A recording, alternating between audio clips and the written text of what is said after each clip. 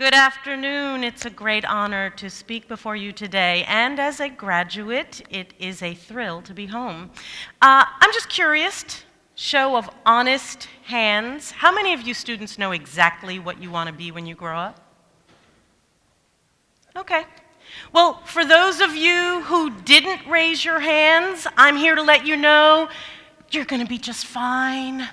And for those of you who did raise your hands, I'm here to let you know that life is a circuitous route. So many of you may change your minds 2 or 3 times before you finally settle where you land. That's okay too.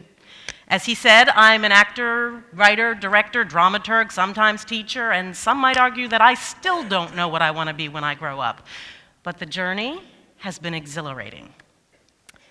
I want to tell you a story about the one person who, outside of my parents, has been the single most influential person in my life, my Aunt Julia. Growing up, I never understood why my Aunt Julia and my grandmother, 2 women who seemingly hated each other as much as they did, would willingly choose to live together. Fought like cats and dogs. Every time you went to visit them, the air was so thick you literally felt like you were choking. And my aunt was a pill. She was mean and nasty and alcoholic. Everybody in the family gave her a wide berth. She scared the hell out of me. Until I was about 10 or 11. And then it hit me. She wasn't mean. She was sad and lonely. Now, I don't know how or why that came to me, but once it did, our relationship changed. We grew close, and she became my biggest mentor. Why am I telling you this today? Because once upon a time, I sat exactly where you are now, and I hadn't a clue what I wanted to do with my life. I had been accepted into 3 different schools for fashion design, not because I had any grand desire to actually become a designer, but because at the time, sewing was the only thing that held my interest, and I did it well. I made all my own clothes in school. I even made my prom dress junior year. So, by default, I had applied to fashion schools. And then one fateful day, I needed an elective, so I signed up for Mrs. Grunyon's play production course, was introduced to acting, and my world was turned upside down. Mrs. Grunyon said that I showed great promise and that I should seriously consider pursuing it. I didn't even know that you could study acting at the time. That's how naive I was. She had taken me into the admissions office where we both discovered that the only school whose deadline for applications hadn't passed was BU's. I decided in that moment that if I didn't get into BU for theater, I wasn't going to go to school. I was going to take the year off and figure my life out. Yeah, right. Imagine my parents' horror and dismay. My sister and I were the first generation in our family to have the opportunity to go to college, and here I was ready to piss it all away on acting classes. Over my dead body, said my father. Well, actually, everyone in my family thought I was crazy, except my Aunt Julia. She told me almost on a daily basis, Melissa, if that's what you really want to do, do it. I said, yeah, but Aunt Julia, my father's already said he's not going to pay for me to go to school to study acting, so what am I supposed to do? To which my aunt replied, well, if you want it badly enough, you'll find a way to make it happen. Scariest words I had ever heard in my life. But emboldened by them, I proceeded forth. Now, how everything fell into place is another long, involved story that they haven't given me time for today, but needless to say, I stand before you living my dream. But here's the important part of the story, and why I've chosen to tell it to you today, so please, listen carefully. When I became an adult, family members started to die off. Family secrets started to come out of the closet. I learned from a cousin that when my Aunt Julia was a young girl, she got pregnant out of wedlock. Hold. We are talking about the early 1900s. There was no such thing as premarital sex. You went from your parents' home to your husband's home, and the first time you had sex was on your wedding night. Yeah.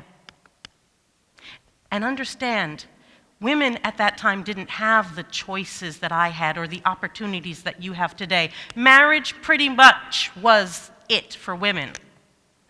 The idea being that you hope to find a decent, upstanding guy, preferably rich, who wanted to marry you and take care of you for the rest of your life. Women were expected to be good girls, and if you weren't, well, we're all familiar with what happened to Hester Prynne in The Scarlet Letter. My grandmother knew how hard life was going to be for my Aunt Julia in that condition, and wanting more for her eldest daughter, she made my aunt have an abortion. Hold. Again, we're talking about the early 1900s. There was no such thing as legalized abortion then. You knew somebody who knew somebody who knew somebody who might have been a veterinarian, if you were lucky. Thanks to my grandmother, my aunt was able to maintain her good girl reputation, find a decent, upstanding man, got married. He turned out to be the love of her life. They had a few wonderful years together, until he got drafted, shipped off to war, where he died. But here's the rub. Because of that abortion that my grandmother made my aunt have, she was never able to conceive again. So when she lost her husband in the war and had nothing to show for the love that they shared and the years they spent together, she spent the rest of her life blaming my grandmother for that. Make no mistake, this is not a speech about abortion or birth control. This is not a lecture about promiscuity or who was right or who was wrong. This is a cautionary tale about what a tragedy it is to live a life of resentment and regret. For whatever reason, rightly or wrongly, my aunt felt that she could not take responsibility for the choices that were made in her life. And though she was not strong enough to do so for herself, she passed the gift of that lesson on to me before she died, and I am now here to pass that gift on to you. This is your life. You must make your own path, not one that is mandated to you. You must chase your own dreams, not those that others wish to live vicariously through you. Now, that doesn't mean that you can't or shouldn't seek counsel from those who have come before you and may be wiser. But at the end of the day, when you sit quietly and listen to that little voice that is your internal compass, the universe, guiding you on your journey, you must be ready, willing, and able to take responsibility for every choice, every decision, and yes, even every mistake, especially the mistakes. Because the worst thing you can do with your life is to live it in misery and toil, only to look back at the end and say, I wonder what would have happened if. This is your life. Live it to the fullest. Make it mean something. Use it to contribute positively to society, but by all means, take charge and take ownership. That, my friends, in my humble opinion, is the pursuit of happiness in its purest form. I thank you so much for listening to me, and I wish you the greatest success in all of your endeavors.